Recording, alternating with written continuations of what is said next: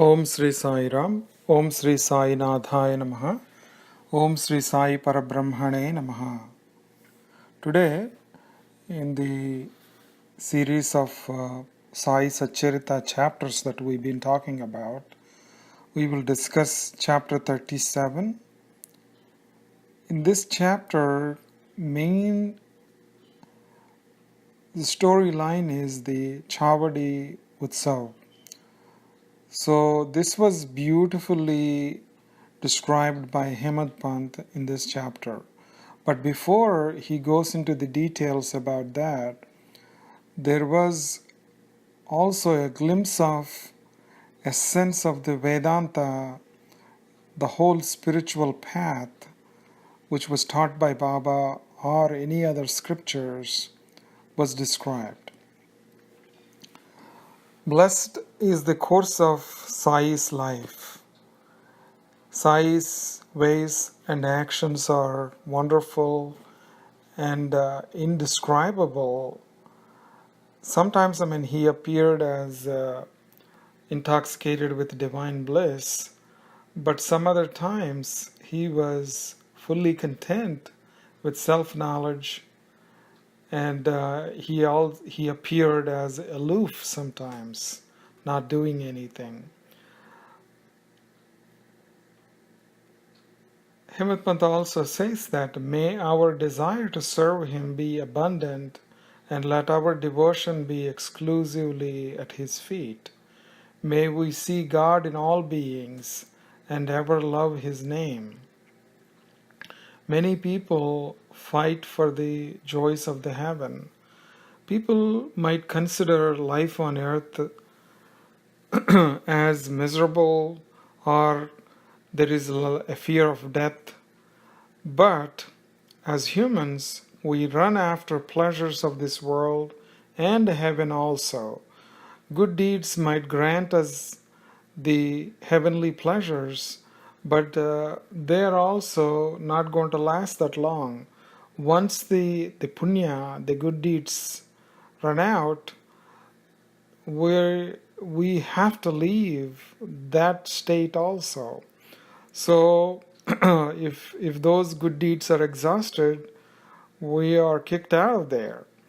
Moreover, we can attain moksha only through the human body. So that's why our scriptures told us that of all the life forms, human life form is the most superior, because through this only you can attain the salvation.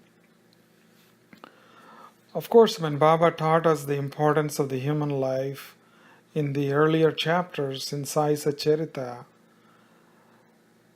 but if we leave this body without knowing the self, then our life is considered as a waste. This is what Baba tried to teach us, and this is what many of the saints taught us. This life is very transient, and we do not know when it ends.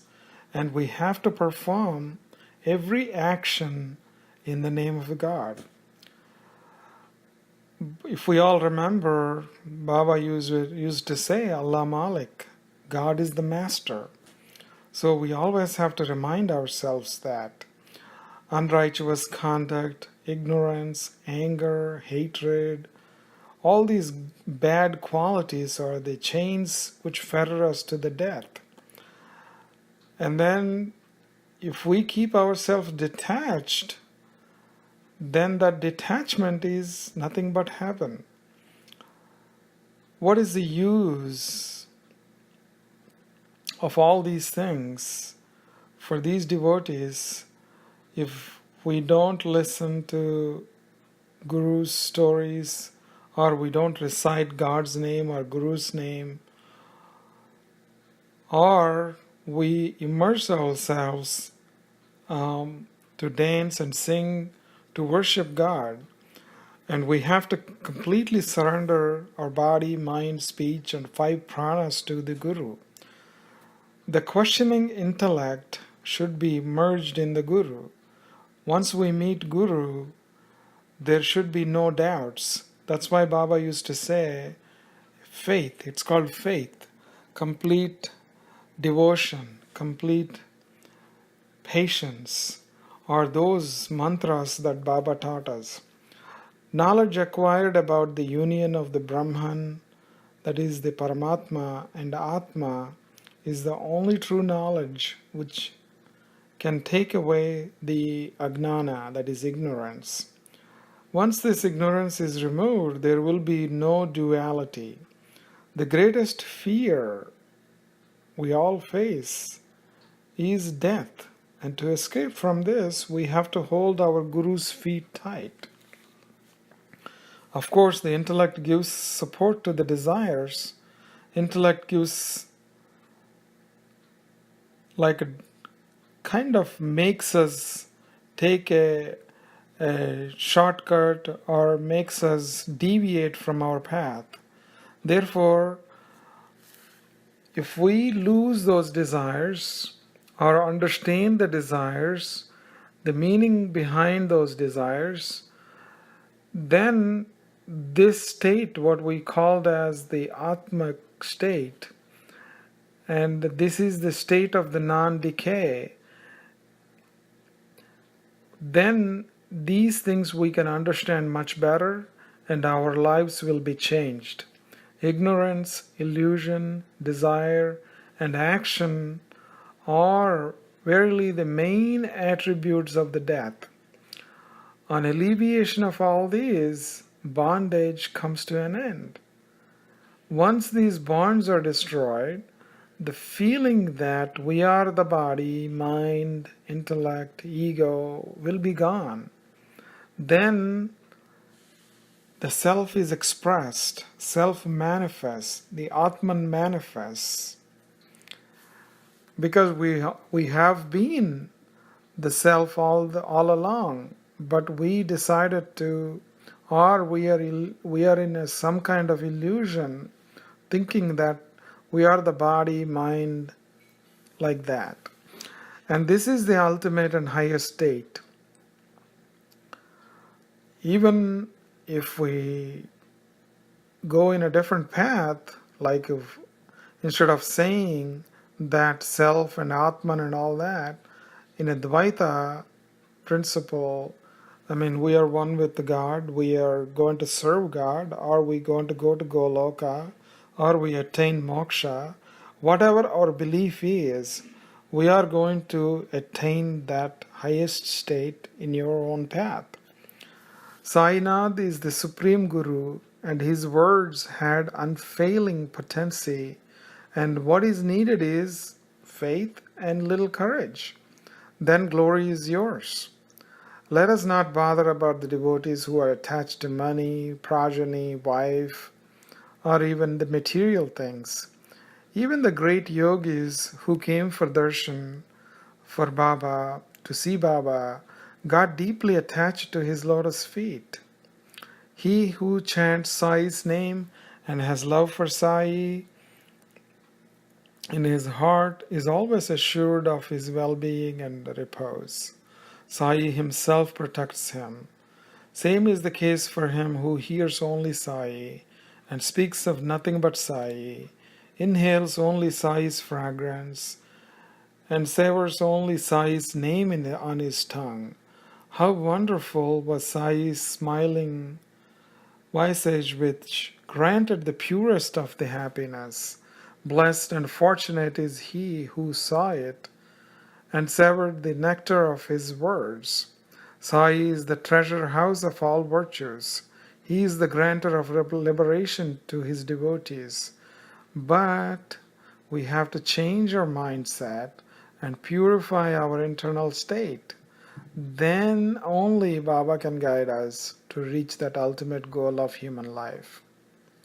So after describing all this Vedantic talk, now the Hemant Pant describes in this chapter Chavadi Utsav. On December 10th, 1909, Baba's worship started in Chavadi. Every other day, Baba used to sleep in Chavadi. That means one day he was sleeping in Dwarka Mai, and the next day he goes to Chavadi. Like that, he alternated between them. So one night when they decided to do that, it was a great opportunity for the devotees to serve Baba in a different way. On the night when Baba used to go to Chavadi, the bhajan singing group came to the masjid to sing bhajans early, and they used to stay in the courtyard. And then there was like a beautifully decorated chariot also there, and then small pedestal on which the tulsi plant was also there. And then there was, in the midst of all this, there is Baba sitting there, and then these singers doing beautiful bhajans with a lot of devotion. And then some of them used to come who had a great respect for these devotional bhajans, came and sat there. And then on the outside, the torch bearers were trying to light their torches, cleaning them. And then some people who were decorating the pallaki, that the radham they call chariot. And then there were arches at the road crossings, garlands, buntings, and then the flags flew high in the sky also.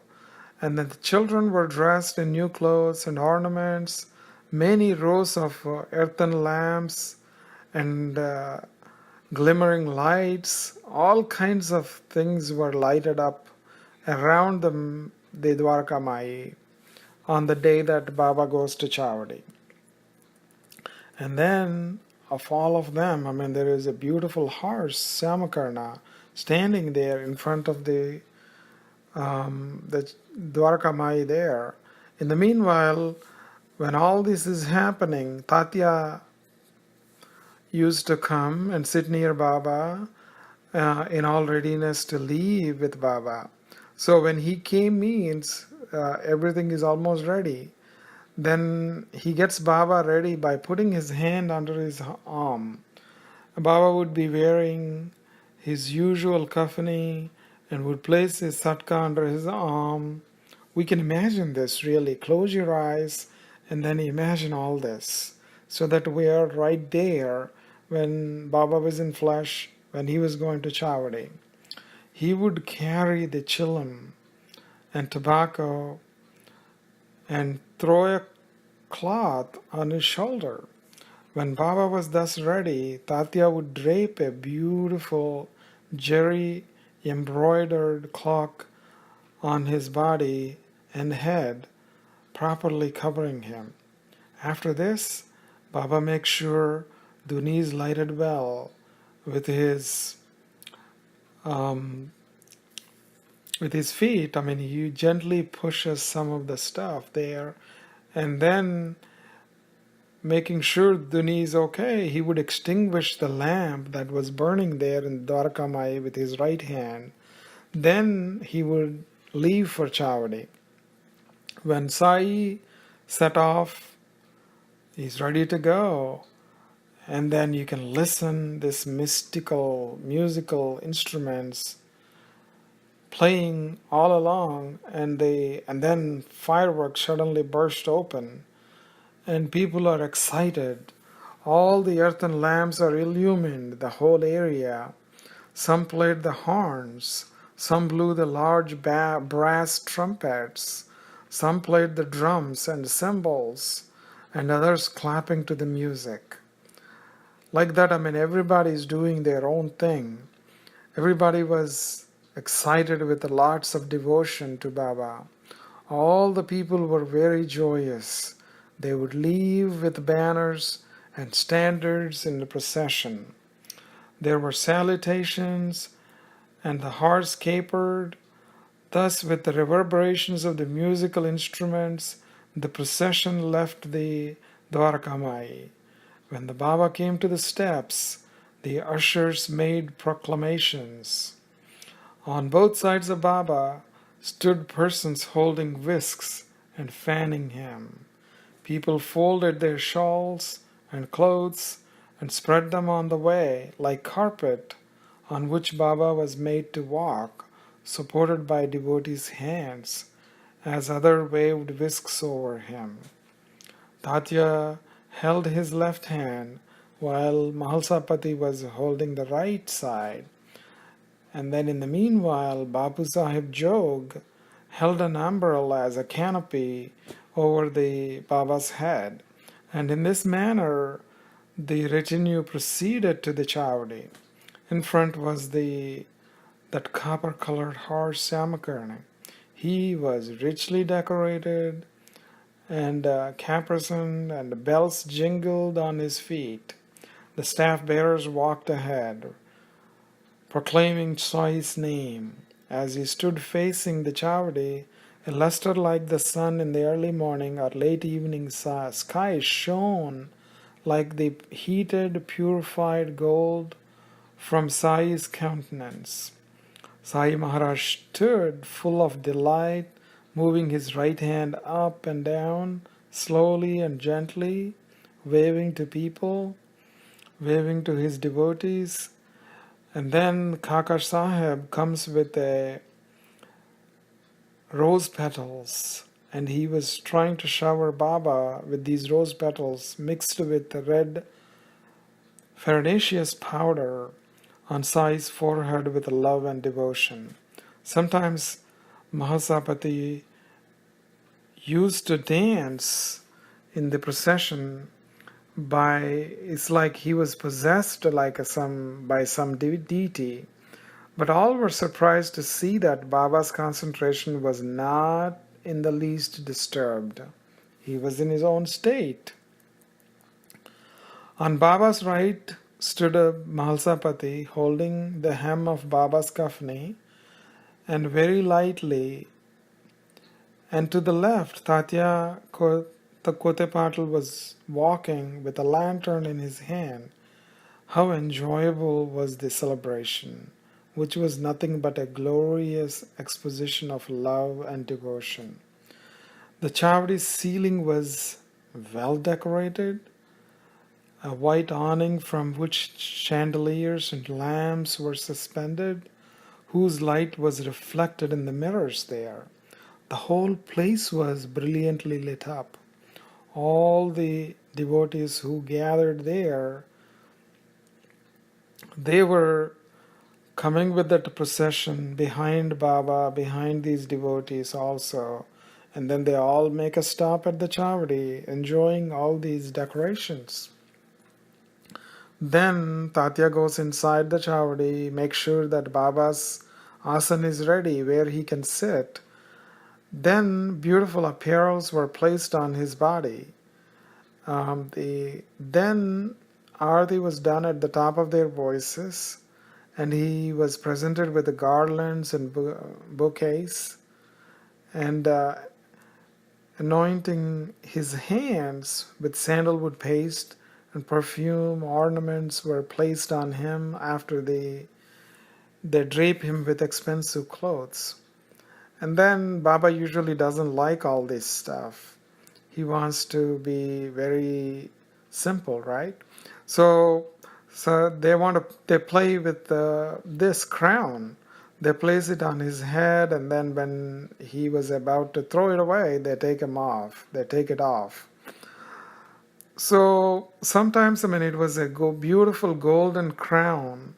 Sometimes a lovely turban embroidered with gold and bejeweled with tuft on which shone a plume of feathers. And then around his neck were diamonds and rubies. Then a white pearl necklace was put around his neck. All these ornaments and clothes were brilliantly lit up by the lights.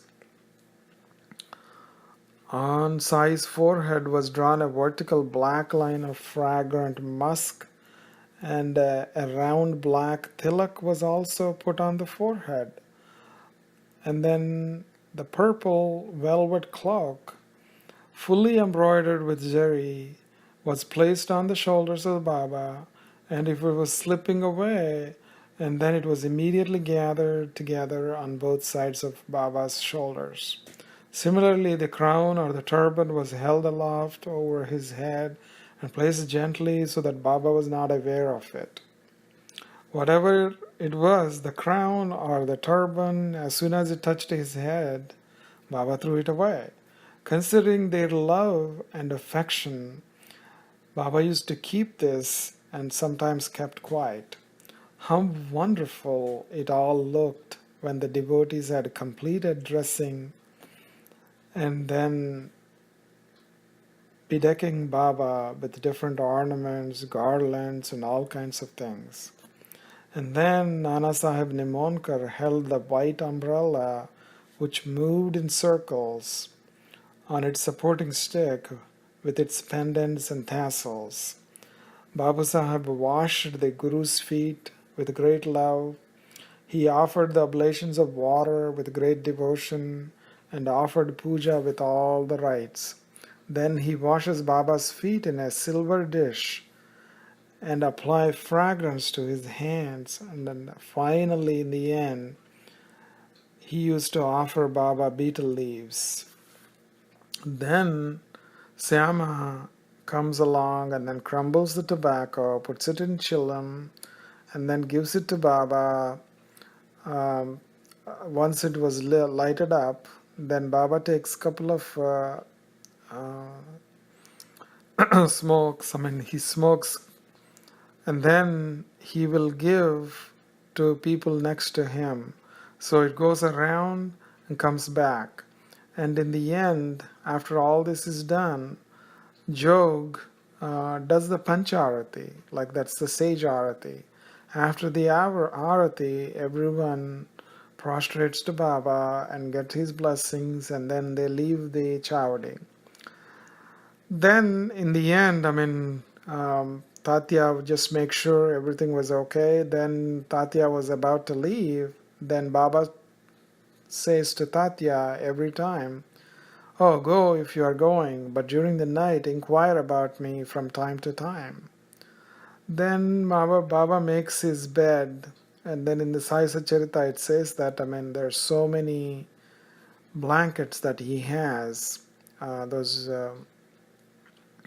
then he makes a bed out of them, and then he relaxes there. And that was the beautiful story Hemad Pant described as it is, how it happened in Shirdi during those times. And so in this chapter, after the essence of the Vedanta was given in the beginning, the Chavadi Utsav was described like we discussed before. Here, what we need to understand is that first we have to purify our personality, the inner mind, and walk the path that Baba showed us to overcome the obstacles during this travel. In the process of purifying ourselves and walking the path of the spirituality, we have to use the devotion named Chavadi Utsav, where we worship our Guru. Worshipping our Guru means walking the path that the Guru showed us.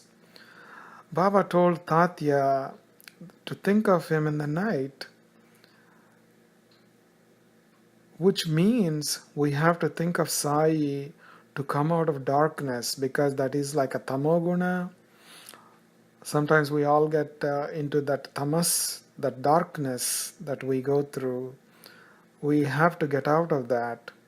And this is what Baba was reminding, because Sage Arati gives us, when we carefully listen to the meaning of it, it talks about Gnana. Sai is described as Gnana Raja. So he imparts the wisdom to us. He imparts the Gnana by taking away the Agnana. So this is all we need to realize from this chapter. And follow these things, we need Shraddha and Shaburi. So those are the two mantras that Baba always emphasized. And remembering those two mantras and walking the path of devotion and walking towards our goal, remembering Baba's teachings, we will conclude this chapter today and this beautiful chapter 37. Om Sri Sai Nadarpanamastu. Om Sri Sai Ram. Om Sri Sai Nathaya Namaha. Om Sri Sai Parabrahmane Namaha. Om Sri Sachidananda Sadguru Sainath Maharaj Ki Jai.